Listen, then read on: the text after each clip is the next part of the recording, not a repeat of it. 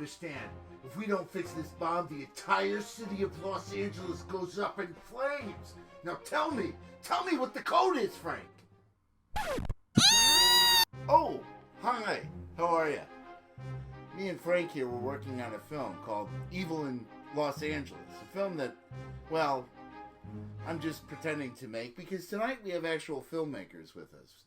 And you're probably wondering why this open is so weird. Well, it's mostly my fault. I forgot to hit the record button until we were 10 minutes deep into the interview. And because it took that long, well, that's why we're here today. And tonight's guests are Mimi Hatri and Shannon Senner. They're from the University of Greenwich and also filmmakers, and they're making a film called Alien vs. Hippie Goths. Then, Ben Johnson, who is also a filmmaker and is making a film for Troma called Curse of the Weredeer, which he directed, pretty much came up with the concept with him and his buddies. And we're going to hear from him today. And last but not least, Mark and I talked to my friend from 5th grade. And why does that really matter? You know, a friend from 5th grade, you've got filmmakers. Well, that's because he worked on the show Story of Boba Fett as a special effects artist, and he's going to talk to us today about that. So, buckle up for adventure. So join me with my pal Mark. And in the meantime, Frank, do something about your breath, okay? And we're going to run through those lines again. All right? Let's do that. And anyway, enjoy the show. I noticed, I did see the last episode of Book of Boba Fett, and there's that one character at the end, what is his name, Cad Bane, like the blue-looking alien guy and the hat on. And now, was that like prosthetics or was that CGI? That was all prosthetics. The only thing that was a little bit of CGI, I think, was like we talked about before, is like the eye blinks. But everything else was CG, or I'm sorry, everything else was practical. It was all makeup. But obviously, Luke is not. That's all CG basically. Although even that, so that in that case, there was an actor on set that was like the same build and the same size as like a young Mark Hamill, wearing a wig that looked exactly like his hair, around Return of the Jedi, that acted out all of those scenes, and then they just did a face replacement. And then they also did a voice replacement, but everything else was that actor and his body and his motions, and he even was speaking the lines. What's interesting how they do that, both the face replacement and the voice replacement, because Mark Hamill's voice now, he's much older, so he doesn't sound like he did when he was younger. So in both cases, and this is the crazy thing of like computer algorithms, is they have such a massive database of clean audio of Mark Hamill from all of the films he did when he was younger. You can put all of that into a computer and then essentially put in the lines of dialogue, and the computer will then spit back those lines of dialogue in Mark Hamill's actual voice, finding those words that he said in other movies, and then constructing those sentences from those times he said those words in other movies to recreate his voice when he was that age. And it's the same thing with the facial expressions. They, basically, Mark Hamill was there on set for real, just kind of helping and like dictate the performance. But then afterwards, he goes into a booth and they paint a bunch of dots on his face. And then he does all of the same dialogue and the facial expressions and actions with his own face.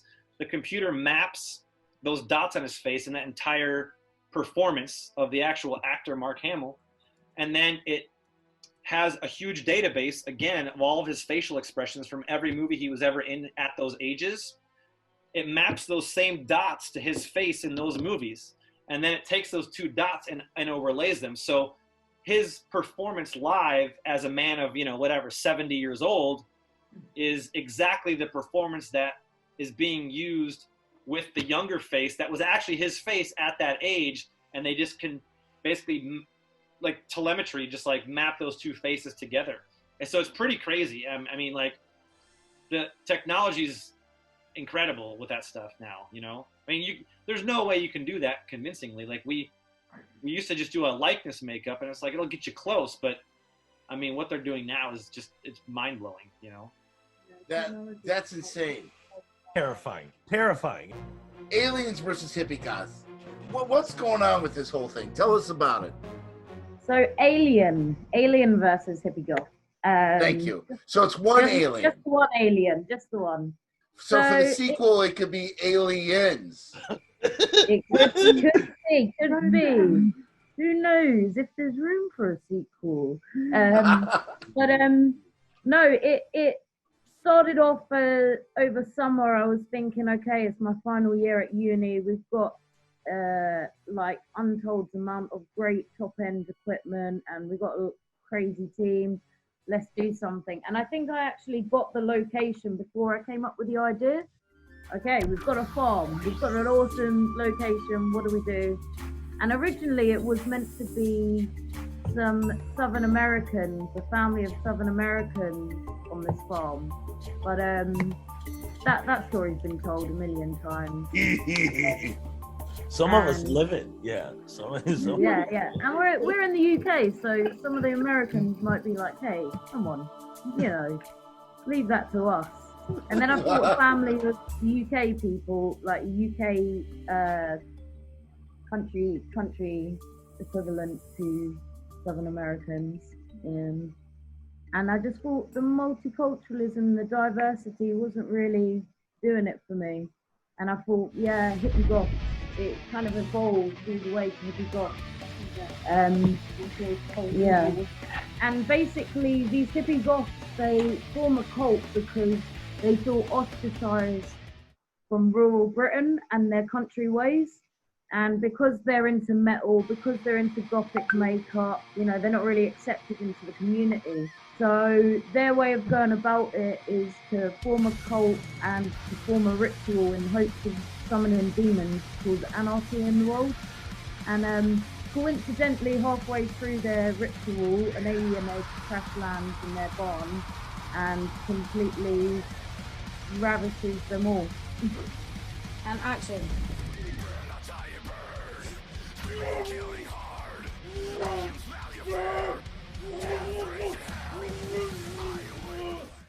And we are hearing about the story. It's being told from the perspective of a ghost hunter hitchhiker.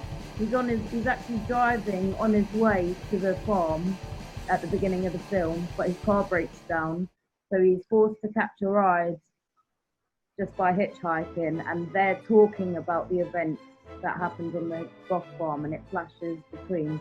So it's almost like, oh no, I heard this. Oh no, but I heard this. So I won't reveal the big twist at the end, but yeah, you'll have to stay tuned to find out.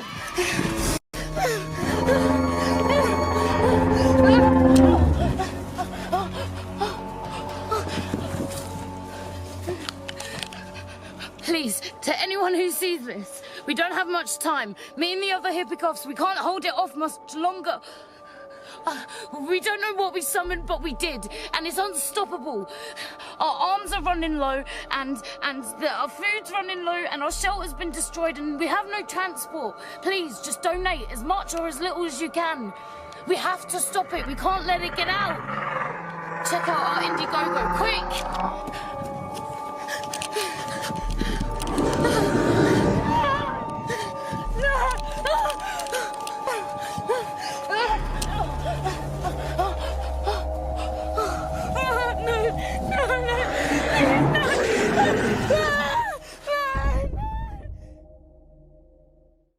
Mark, what do you think?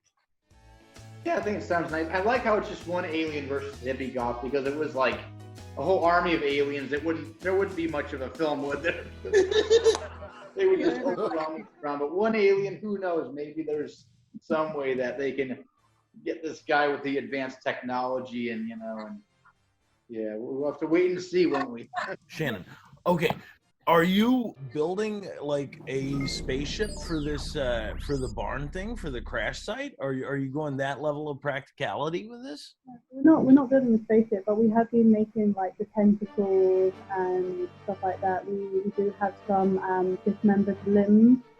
We can rip off someone. We need to also make an egg. We have to we're making mainly out of like silicone and latex. But yeah, and then I think my husband is hoping to also star in film, and he's going to decapitate someone with a circular sword. So that can be really fun. just in a frame with like loads of blood. That's amazing. That's amazing because all I could see in the back of my head was just like this cratered out barn and this like half a little like half a little saucer with a little like glass top on top, you know, and then the little buttons and whatnot. That's where my brain If we had goes. the budget, we would so be doing that. Just a plain old egg this time. Yeah. No, So the idea is that this egg comes through the barn, so it doesn't have to be particularly big. And there's Got it. we as a film crew to understand the alien have said like if we think there's like some sort of wormhole, and on the other side of that wormhole is another planet with a giant alien squid monster, and just its tentacles come through. Nice. Then it's a bit easier for us to get our heads around. Ben. Yes. So Troma basically says, "Hey, we like this movie, Curse of the Weredeer, and you got my best friend to write the script, Jimmy Adams." I mean, it's a love story at its heart, at its core. It addresses change and growth. We go after the elites who have established this deer hunting season where they've extended it, so they invite everybody from all around to blast the little animals away with giant machine guns and bazookas and whatever it is that they can find, you know, because it's a sport, right? It's a sport, deer hunting. But what they don't know is that there is this mythic beast out there killing hunters that are showing up from out of town. And then locals start getting murdered, and that's when everybody starts looking a lot closer. So my buddy Derek Woodrow Johnson, he and a friend of his came up with the concept. They sent me a couple of pages. I was like, this is beautiful. Let's do a trailer, a proof of concept sort of a trailer. Don't piss me off. What happens to my badge? If you are bitten,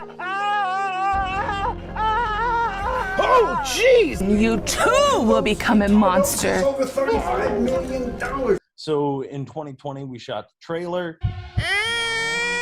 From there, Lloyd's assistant saw it. We played Troma dance, and they had in their capacity to be able to help the town, which we officially are in Tromaville. So now I have to do some set design for actual Tromaville. I don't want to give too much away, but yeah. I will. Mimi, I have a question for you. How many dicks are you ripping off in Aliens versus Hippie Goths? Mailbag. Well, it is a B movie. Yes. And it is pretty much the aesthetics and what you see is pretty much based directly from horror films. Got it. So we're ripping off at least 6. At least 6 full dicks are getting completely ripped off. Some punctured through through people's rear ends, and they're popping off, and it's all gross. I literally just worked on a movie, or I guess a TV show earlier this year, where we made like 6 or 7 dicks. Bro. Anyway. But that was for a shower scene. It's for a shower scene where the actors didn't want to have their actual dicks out. So we had to make fake ones for all these guys. But then we had to go on set and apply them to these guys over their real ones. So, you know, I was just staring at dicks all day, putting these fake ones over them that looked basically exactly like their real ones, but it wasn't, so that it could cover up their real ones. And of course, when you're making them, all the guys are like, hey, can you make it a little bit bigger? And, you know. Shannon, forgive all the penis talk, but clearly pick these goofballs brains for a That should be the second. title of this. What are you trying to do with the aliens? What are you trying to make it look like? So we don't actually see what the alien looks like. We just sort of like see the tentacles. But so we're trying to like make the tentacles at the moment. I was like wondering, what would you think is like the best like materials and like stuff to sort of use to like, especially to get like that sort of like fluid motion like a snake, or we said like the devil's snare and like Harry Potter and stuff like that. Like what's like the best stuff to sort of use for that? It's So is the alien going to be a makeup on a person, or it's not like a human shape at all? No, it's just the tentacles that you see. Oh, it's just a tentacle. Okay. Yeah, I mean, the design is going to kind of dictate what the best material is, and also what it has to do, like how it has to perform.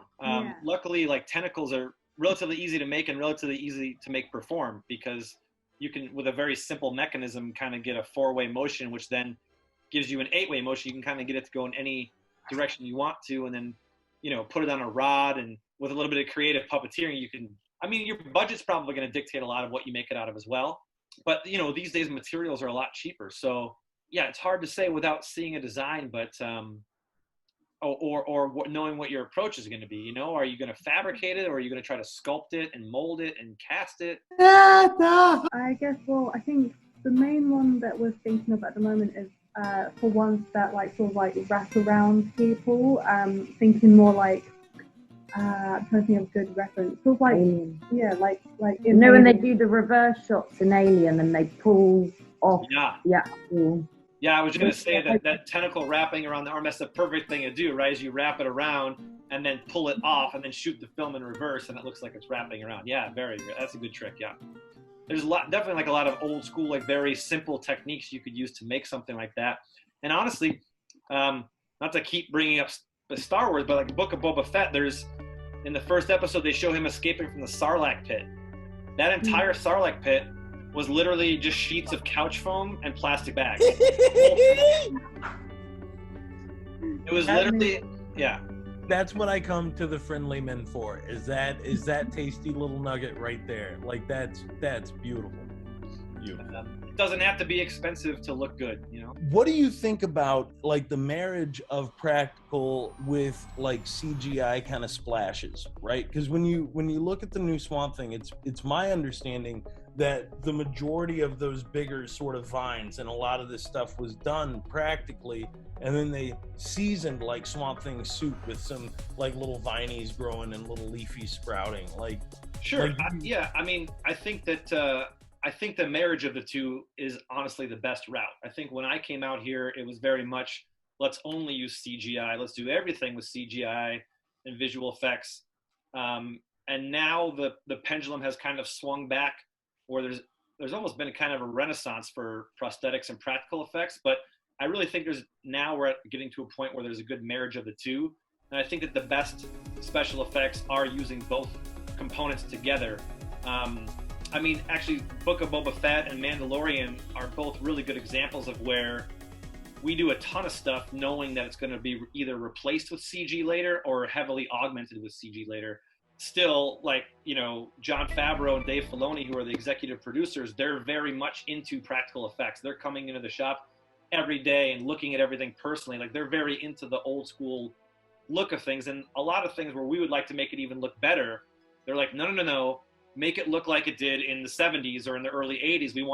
That's the world that people know, like have it look like it came from that world. So, a lot of times nowadays, there'll just be a person in makeup or whatever, and they'll like replace the eyes with CG, or they'll make the blinks CG. Just the one thing that's gone away a lot is the animatronic aspect of things. So, during doing radio controlled or cable controlled puppets, that kind of stuff has gone away a lot and has gone to CG. But a lot of stuff now we're building knowing that it's going to be replaced with CG completely, but they still build it anyway so that they have reference on the shooting days on set. A perfect example, that's the Rancor in Book of Boba Fett. We built a full-size Rancor that was the size of like a VW bus. We built the whole thing life-size. And in the show, you do see it in pieces here and there, but we knew when we were making it that it was going to be replaced with CG. And that it was there for something for the actors to interact with and be able to help with for lighting. That's the other thing. We'll do a lot of these things so that on set, the CG guys will be there and they'll extensively photograph our puppets or our makeups on set so they can get an idea of what they look like on the set in those lighting conditions. And then they'll scan our puppets or our makeups, and then they just use that information into the computer to animate it. So it's our paint jobs, it's our sculptures, it's our puppets. A lot of times it's dictated even by our movements that they're just then animating in the computer. So I think now there's so much work to go around for everybody that the visual effects guys are not as quick to try to, like, you know, convince the producers that they don't need practical effects anymore. I think they're happier to kind of do the two together because they already have their plates full, so they're happy for us to do a lot of it and then just augment it.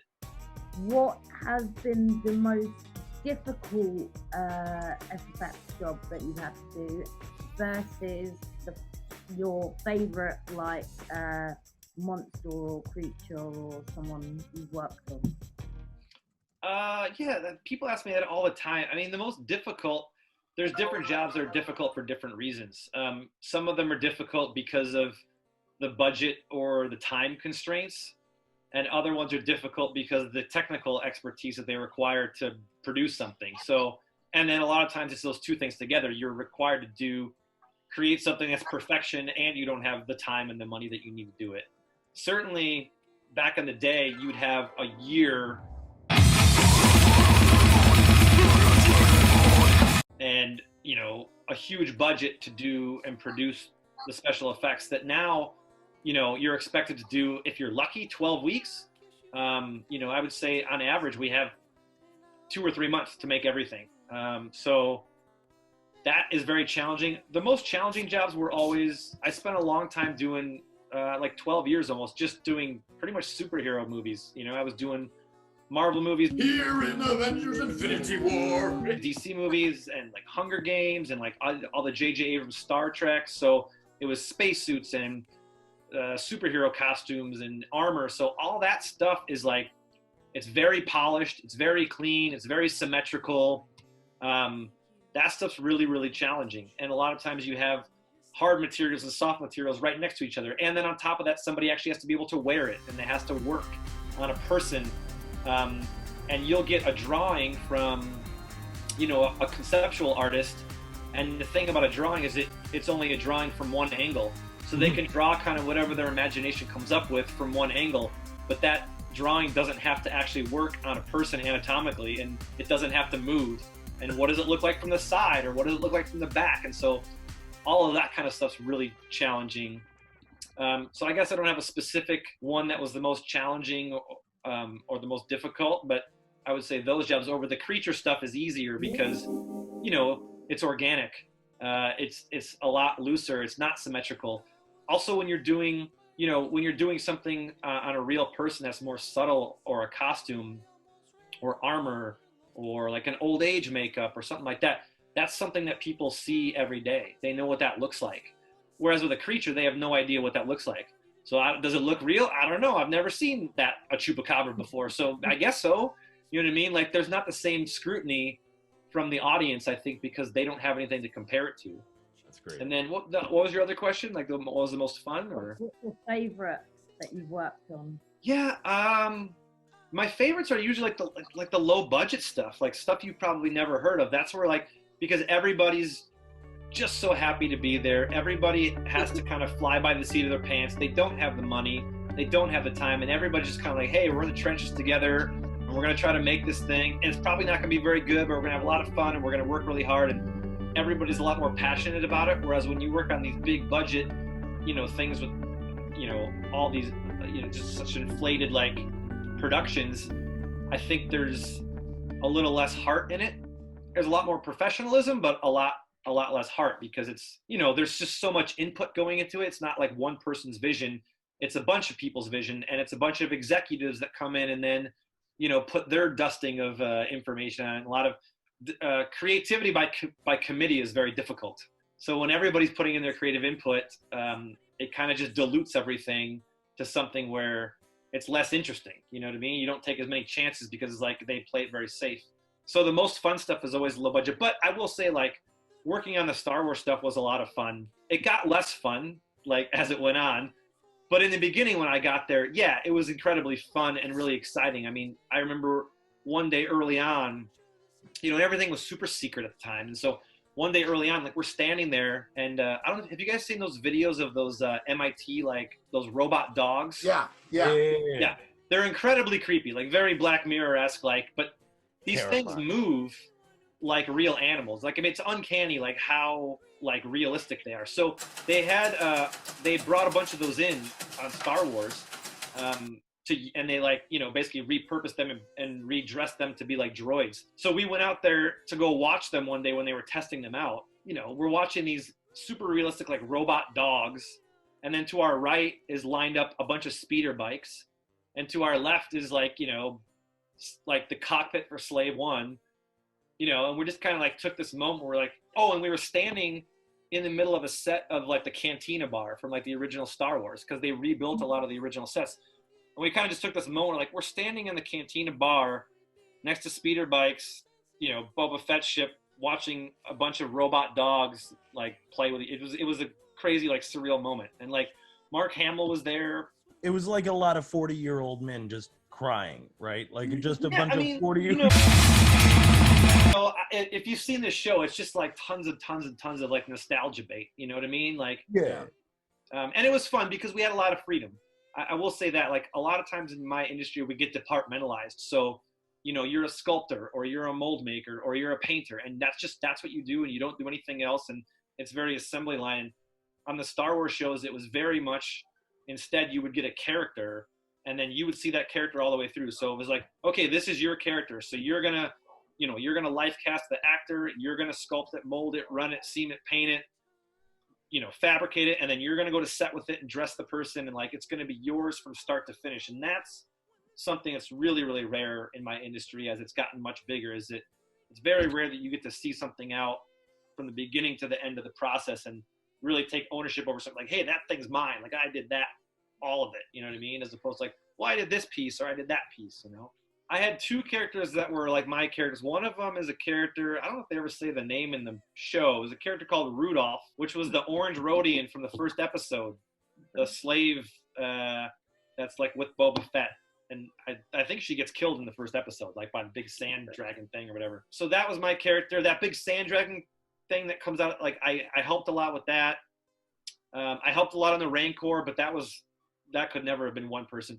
Another character that was mine was a character called Ishi Tib, which was a character that was in Return of the Jedi that then came back, which is a kind of like this character with I think it was in the fourth episode where he goes in, he's talking to this alien sitting at a table. There's one with like a big blue head and like kind of like a bird beak.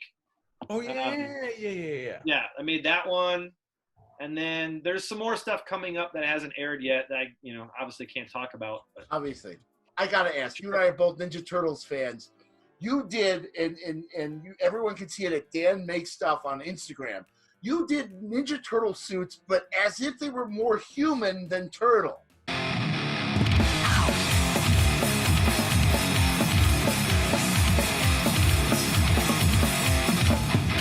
So I started this project where I started taking my favorite characters from 1980s cartoons and doing them as makeups like what they may look like in real life. So it started with a couple of characters from the Thundercats. I did some Mumra makeups and Panthro. And then I did those as kind of a warm-up because I wasn't confident enough in myself to do a Ninja Turtle, which is what I really wanted to do. And so it started with one Ninja Turtle. I ended up doing all four of them as makeups on real people, just to kind of show that I could. Because, you know, Jim Henson had done them as animatronics in the first film really well, and they've been done as CG characters for the Michael Bay stuff, but nobody had ever done them as like a makeup on a person where the actor underneath was driving the performance. So I just wanted to do it for fun, and I had the time. So I just did it out of my garage, just by myself. Yeah, I ended up doing all four of them. They were just, there was a whole big feature on them in a magazine, a print magazine called Prosthetics Magazine, funnily enough. So it was really fun. It got a lot of traction online. People liked it, and they were sharing it a bunch. So yeah, it was very, very cool, fun thing. So yeah, I appreciate you bringing that up. That was very close to my heart for sure. All right, guys. Well, starting with you, Me. Where can we find you on social media? You can find me on Instagram and Facebook as well. I'm Mimi Hatri or Mimi Creative Art. My Instagram is more of my professional sort of place. We also have a Aliens vs Hippie Goths 2022 Instagram page too. On Instagram is Shannon's and then _SFX makeup. My personal is yarn_Yeti on Instagram. Shit.house.productions. That's our little production page. And then Curse of the Weredeer on Facebook. You can find all sorts of fun information there. We're about to get a whole lot more active. Yeah, I'm on Instagram at Dan Makes Stuff. No, I just want to thank all of you guys for your time, and it was great talking to you all, and you had such a fantastic input, and I just want to say thank you. Well, thank you, thank Mark. you. Thank you, buddy. Yeah, thanks. Thanks for having me. And Mark, we are the friendly.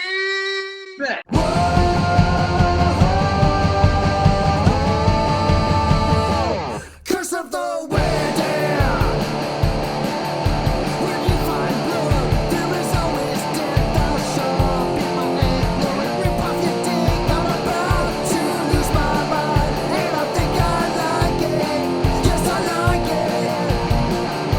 There's something calling to me. There's someone coming for you. Curse of the Weredeer.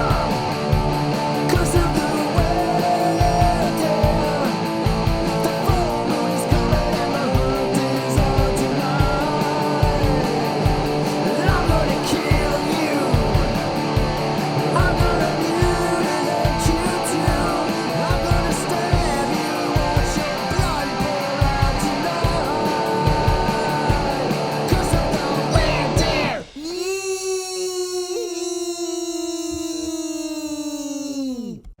Potatoes are great.